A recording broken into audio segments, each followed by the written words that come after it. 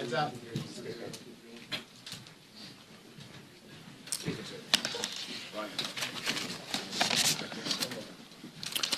Good morning, everybody. I'm very thankful to see you all this morning. I'm thankful to welcome you to what appears to be the beginning of the end of the longest government shutdown in U.S. history, as shameful as that is.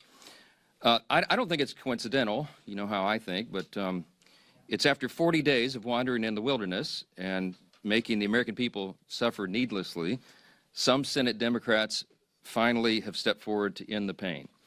It appears to us this morning that our long national nightmare is finally coming to an end, and we're grateful for that.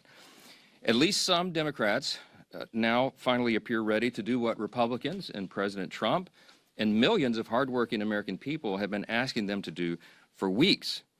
But as we said from the beginning, the people's government cannot be held hostage to further anyone's political agenda. That was never right. And shutting down the government never produces anything. It never has, if you study history. And so here we are. I want to remind everybody this morning of another critical point that you've heard me here repeat over and over the last several weeks. It's something that I and Leader John Thune and President Trump and every Republican leader have all said repeatedly from the beginning.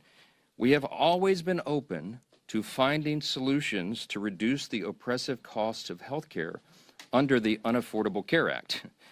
We just made clear that we would not and should not ever do that, that is, negotiate as hostages.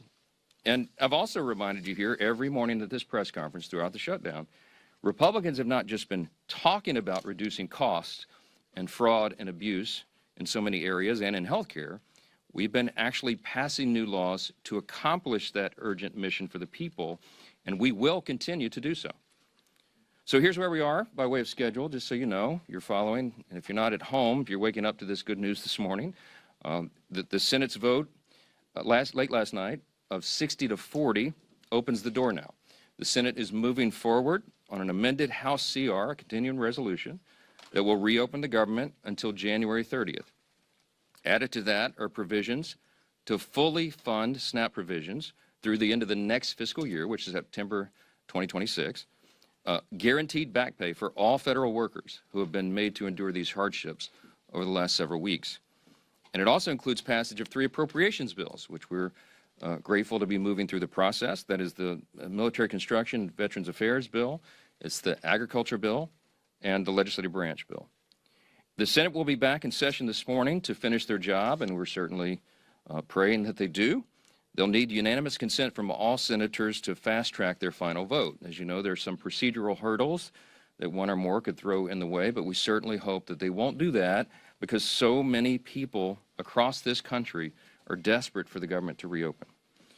At the very moment that they do that final vote, I will call all House members to return to Washington as quickly as possible. We'll give a 36-hour formal and official notice so that we can vote as soon as possible to pass the amended CR bill and get it to the President's desk. As you all know, and he said as recently as last night, I was with him, and he told the press, he said, we want to get the government open. He's very anxious to get the government reopened and to end the Schumer shutdown. We all are. With regard to the travel challenges, I spoke yesterday at some length with Transportation Secretary Sean Duffy, my former colleague and good friend, and he lamented the serious situation that we have with air travel in the U.S. He's bent over backwards, as all members of the administration and the cabinet have done in all of their areas of jurisdiction, to try to keep the government working for the people and to mitigate the pain and the harm.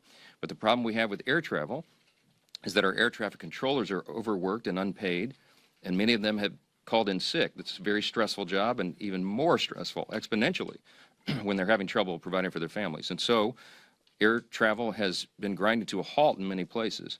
And as of Sunday, nearly half of all domestic flights and U.S. flights were either canceled or delayed. And it's a very serious situation. So I'm saying that by way of reminder. I'm stating the obvious to all my colleagues, Republicans and Democrats in the House. You need to begin right now returning to the Hill. We have to do this as quickly as possible. Now, we look forward to the government reopening this week so Congress can get back to our regular legislative session. We have a lot of business to do, as you all know, and we will be working in earnest. There'll be long days and long nights here for the foreseeable future to make up for all this lost time that was imposed upon us. I want to close and with something that's important. I think it's important to say that this is genuine. I mean this sincerely. We applaud the 7 Senate Democrats and 1 independent senator who did the right thing. They decided to put principle over their personal politics. And my urgent plea of all my colleagues in the House, and that means every Democrat in the House, is to think carefully, pray, and finally do the right thing and help us to bring an end to the pain of the American people. This has gone on too long. Too many people have suffered, and it's long overdue. That's the update I wanted to give you this morning. There are probably lots of questions, but I'm going to get a lot of my own questions answered later today, so stay tuned for more. Thanks so much.